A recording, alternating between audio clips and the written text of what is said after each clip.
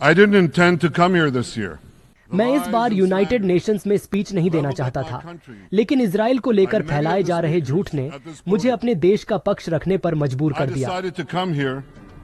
मौका था संयुक्त राष्ट्र की महासभा का, जहां इजरायली पीएम बेंजामिन नेतन्याहू ने ये बात कही। I have a message for the tyrants of Tehran.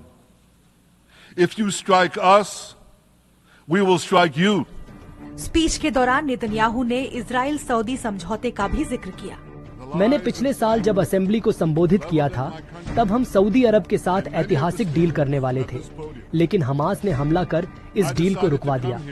Benjamin Netanyahu ने मैप दिखा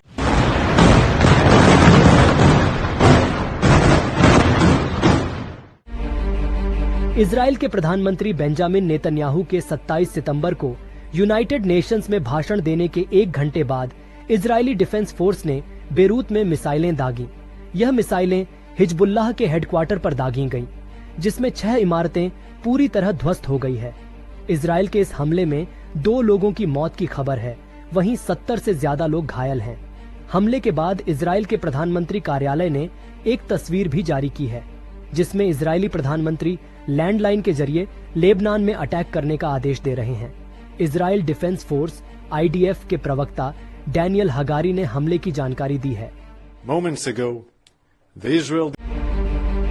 इजराइल के प्रधानमंत्री बेंजामिन नेतन्याहू के यूनाइटेड नेशंस में भाषण के 1 घंटे बाद इजराइल ने बेरूत में मिसाइलें दागी। यह मिसाइलें हिजबुल्लाह के हेडक्वार्टर पर दागी गई, जिसमें 6 इमारतें पूरी तरह ध्वस्त हो गई हैं।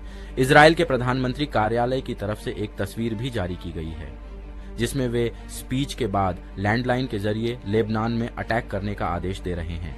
इजराइल डिफेंस फोर्स के प्रवक्ता डैनियल हगारी ने हमले की जानकारी दी है।